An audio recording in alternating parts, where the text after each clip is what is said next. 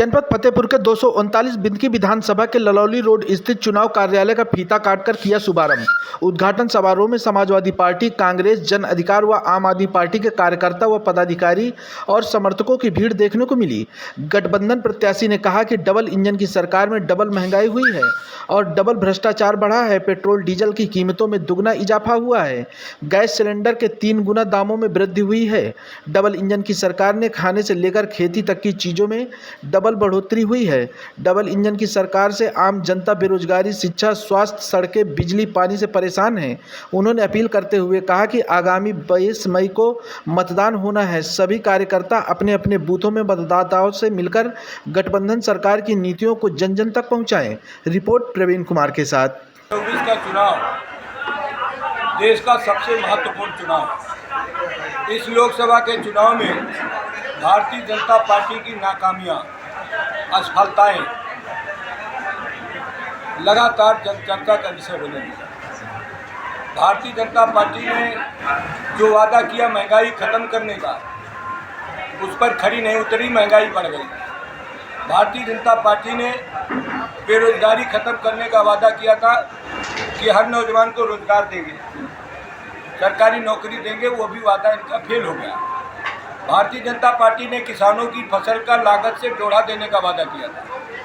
स्वामीनाथन आयोग की रिपोर्ट लागू करने का वादा किया था।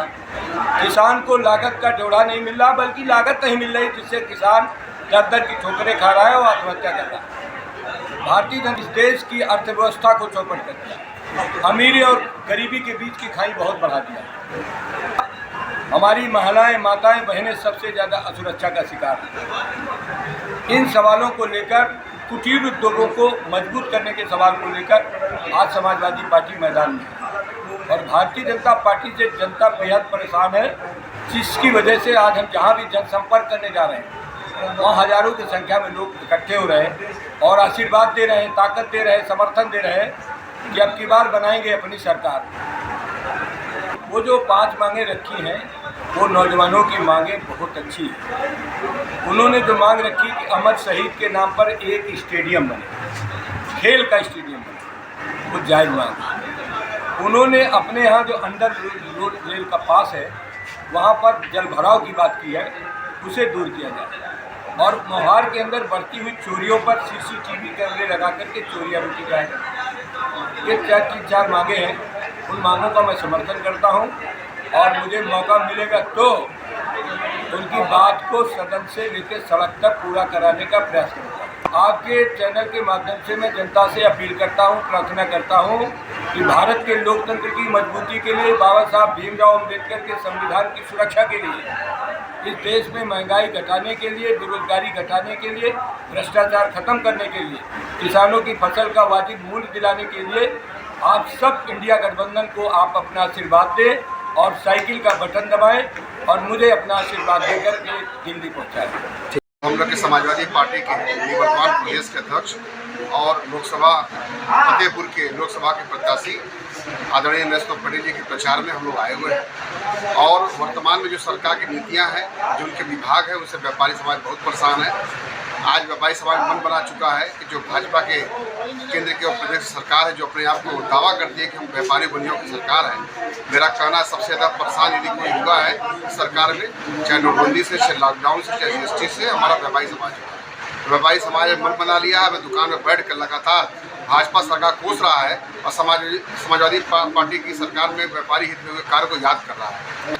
व्यापारियों ने मन बना लिया है कि समाजवादी पार्टी इंडिया गठबंधन सरकार बनने जा रही है और इसके लोकसभा प्रत्याशी फतेहपुर के हमारे प्रदेश के अध्यक्ष नरेंद्र पटेल जी सांसद बनने वाले हैं। जो केंद्र और प्रदेश में जो सरकार है, वो केवल उद्योगपतियों की सरकार है, पूंजीपतियों की सरकार है, कुछ विशेष खास लोगों की सरकार है। और जो भी सरकार के लोग उद्योग के लेकर अगर कोई पॉलिसी बनाते हैं, चाहे MSME को लेकर कोई पॉलिसी बनाते हैं या किसी भी व्यापार को लेकर कोई पॉलिसी बनाते हैं, वो केवल बड़े लोगों को, उनके हित को ख्याल रख के बनाते हैं। इसलिए ये दिक्कत है।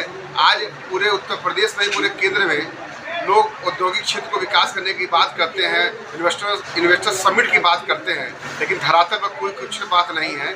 और यहाँ की बात नहीं, बिंदकी की, बल्कि आपकी KDA कानपुर की बात है कि जो सरकार के औद्योगिक क्षेत्र जो घोषित है, जो सरकार के मानक के अनुसार औद्योगिक क्षेत्र को बिजली, पानी, सड़क, सीवर मिलना चाहिए, वो तक तो दे नहीं पा रहे हैं, तो सरकार की नीतियाँ उनको विकास कैसे करा सकती है। मैं विश्वास देना चाहता हूँ कि उत्तर प्रदेश में समाजवादी पार्टी के नेतृत्व वाली इंडिया गठबंधन की जब सरकार बनेगी उत्तर प्रदेश से केंद्र में, और हमारे प्रधानमंत्री जो भी होंगे वो लगातार इस बात के लिए प्रयास करेंगे कि उद्योग जगत का विकास हो, व्यापारियों का भला हो और उनके हित को ध्यान रखकर रणनीति और पॉलिसी बनाई जाए।